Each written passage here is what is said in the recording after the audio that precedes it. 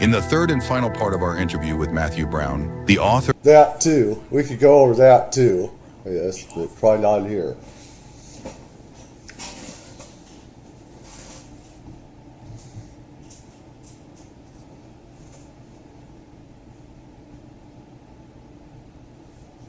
Go over some of this, way to go over it.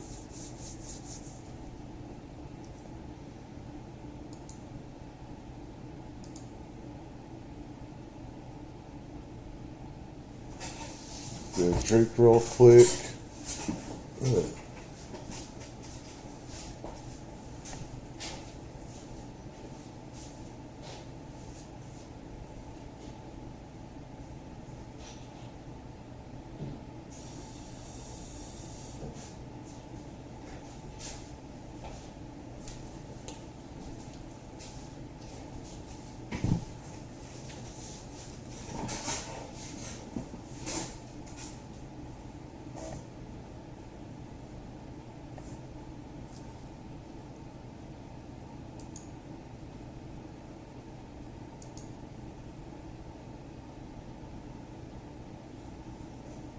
See.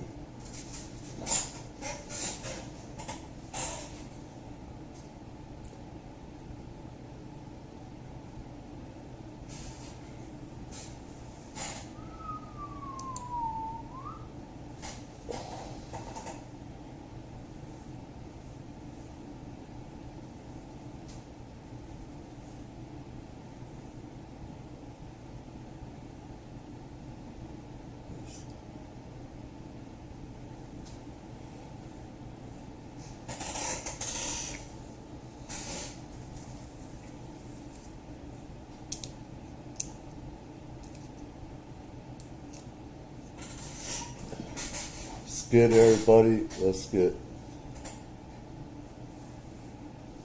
see here.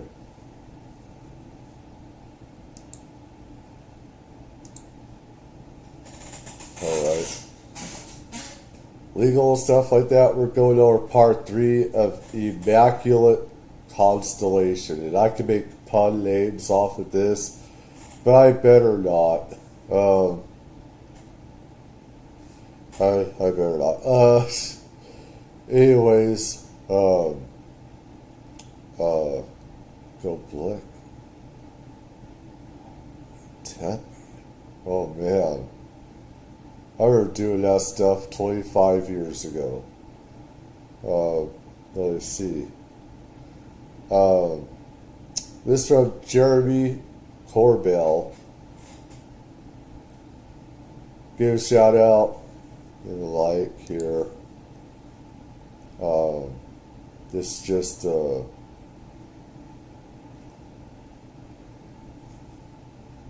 have to see that too. Anyways, Immaculate Constellation here. UFO program and stuff like that that funneled in UFO reports from author of the Immaculate Constellation report. The submission of this report onto the congressional record and its announcement caught people by surprise. Its distribution was allegedly very tight, and these unelected members on these congressional staffs. Again, legal. I go sort of fair use and putting in my own, experiences with UFOs and government BS and everything. So, get to set the agenda for our elected leaders. Had to scramble and adjust in real time. They panicked. What I have learned is that we live in a dream, a carefully constructed reality. We make use of a science that is tightly controlled and suppressed and distorted. Who are they? Why are they here? Why don't they show us what's going on?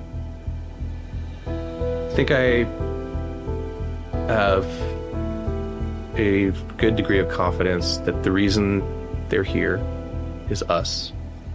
I think life, especially sentient life, is a precious thing. And I think to some, it might be a resource. I think humanity to some level is a resource for them. It's been a very painful, costly process to find allies, but I have them. There's more of us. This doesn't stop. Right. You got to know some of these other whistleblowers who are still not public yet. Correct. But who are at least close to coming forward. Yes. Is there strength in numbers then in that regard? Yes, and if all of us die or imprisoned, the seeds have been planted, more will come. I fly out to California and I meet with Michael Schellenberger. I told him, hey, I got a story for you. Would you like to chat with me? I had met him previously, very briefly, totally something unrelated. And his work on the Twitter files defending, free speech against a very pervasive and insidious censorship regime that our government, even before the Biden administration, had implemented, inspired me that he would do the right thing. Logical, great choice. That was my hope, is to have a lot of journalists working on this from different angles who you can trust, who are honest. So that's where your head's at? Yeah. So we have a good meeting. I show him the document. This has been cleared by state. I would prefer to maybe cut it down because it's pretty long. Right. But you get to look at it, and are you interested? The answer is yes. We're going to do a story. That's in summer of 24, I believe. Early summer, late spring. So with that in hand, and knowing that I had at least tapped Sask and Sissy, thought it was okay to move forward with that story, and then try to talk to House with the full details in the meantime before that story came out. It takes time to vet things. He has to look into me, just find out who I am, look into the details of what I'm alleging. I know the George, and I know the process well. So it takes months, so I got some time. And in that time, I, for the first time, get connected with David Grush. I have a very enlightening conversation with him. And at his suggestion, he connected me with you. And that is how we came to meet.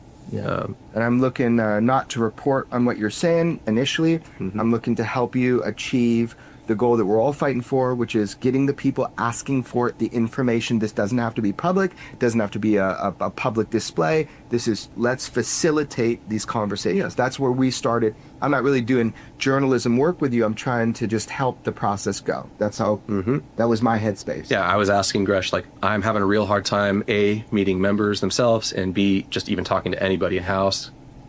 Who's the guy to go to? And it was you. Okay. So, that was the nature of our meeting. George and I have had a great relationship trying to help facilitate information, knowledge, and human beings for this sort of thing. So it makes sense. It was a good move. We did well. With David Grush, so George and our role oftentimes is to connect people. We are reporters. It is to break stories, tell the news. But really, a lot of what I was personally doing was trying to help facilitate the process they're asking for. At that time, we had a great hearing. David Grush, also Commander Fravor, who had to beg to testify. It was great. It was a success. Everything was clean on that hearing. This was a new thing, a new era. It felt different from the get-go, but the idea was we were going to have another set of hearings. I'm all for that. They tapped me to try to help connect them with people and George. And so we've had many calls through many process. And now I'm out there to have meetings directly about firsthand people with firsthand experience who can directly testify about this, whether they talk publicly or not. This is the information you need. So I go to have these established meetings. You and I meet, do physically, and we talk about it, and you want to come with me, and I can bring you in, but I can't let them know because we're still trying to protect you, trying to protect your identity. So it was kind of like, we'll talk about it more in depth later, but a kind of harrowing experience. You were very nervous. I mean, it was like you're exposing yourself in those meetings. Absolutely. Right. And just by walking into those offices, or the buildings those offices are in. Right. Very public. Very public. So we kind of hid you in the camera crews, the way I say it, in that you were walking with us, but and getting into the buildings. But I asked each member, I said, okay, you wanted direct people. I have one here to speak with you. Everybody needs to leave the room, including the cameras. It'll just be us. Is that cool? And each one, although they gave us wisdom along the way as we did our progression of getting you right in front of people to give them your quick testimony and some documentation. So that's what we went through. And we go in, and there you are. You're sitting in front of, and somebody with position. I just want to know, what did that feel like? First of all, that moment where you got to finally get to them. I mean, in the moment, it just was somber, serious. Also, nervous. I got like, it's 5 minutes, but I only have probably like a minute to speak. Bro, you were sweating. You were stressed. I mean, it was intense. So getting most important information across, and also establishing my credibility as fast as possible. And I was making sure you weren't a fucking plant. To be honest, that was part of the process, is making sure he'd say the same thing to to Congress, that to members that he said to me. Not that I didn't believe you, and I had done the vetting, and I was there, but I want to hear you say it, show it, so you're not trying to entrap me. I mean, honestly, that's part of my thing. Man, we got through that, didn't we? It did. Yeah. It worked well. It did. So you come out of that thinking, okay, all right, this is good. I made contact. We'll see where it goes. Multiple, yeah, pretty strong. Yeah, I mean, at this point in time, I'm very, actually, skeptical is not the right word. I did not believe that this would work in Congress, but I knew that the attempt had to be made. We had to try. I knew that I alone wasn't big enough or important enough to shift the tides of history there, to shift what apparently the executive branch had decided, which was, we are going to squash this, and anybody that tries to bring it up, we are going to silence, cut out, and disparage. They were asking for whistleblowers, and there we are, and he is blowing the whistle on this, and that's what they were asking for. So for me, it was a big win for them to meet you face to face, because I knew down the line, if this was going to progress, look, you would have testified. Let's get real clear on this. They were asking for it. You would have testified. You were not asking to testify. You're saying, here's the little piece that I have, but you said in that room that you would if requested. I would if asked, and I did not want to do it at the upcoming hearing. Of course. Because that was very close, and I in no way felt ready to do that. But you put the ball in their court. I did. You said you would. They didn't ask, right? And we got to, there's a whole thing about that, but just you really put it out there. I did. Yeah. Okay. I think it'll take quite a change in our present circumstances for anybody to ever testify under oath on this subject again in a way that would make a difference. I think they know the power of, in an open hearing, putting your hand on the Bible and swearing that you're going to speak nothing but the truth, and doing so. It's symbolic, and it's very valuable, and that is why I believe that they are desperately attempting to deny. Well, and control it. That's what we saw. We don't got to rehash it. That's what we saw at the second hearing. Absolutely controlled. Representative Burchett testified to it by saying it publicly, that the executive branch did limit what could be said and by who. And George has brought that up a bunch. So I agree. The executive branch in the halls of Congress determining what the business of Congress is, This is a and not presidential even through the branch. courtesy of a phone call to the vice president or the president, but through minions and stooges. Unelected, probably CIA. Yeah, well, certainly. Yeah.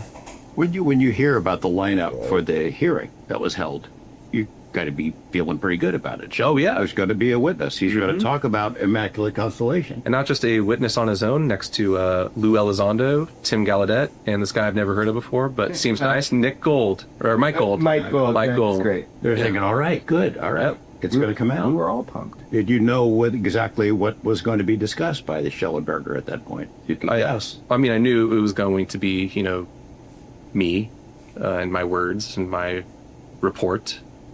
And because the two of you met with him the night before the hearing. Well, yeah, and I mean, I had met with Michael to give him the story. I assume, there's no mystery here why they're bringing him. There was a lot before that, too, but I mean, I have a 2+ month process of prompting, trying to get something on congressional record, knowing that what your testimony was valuable. It wasn't just like spur of the moment.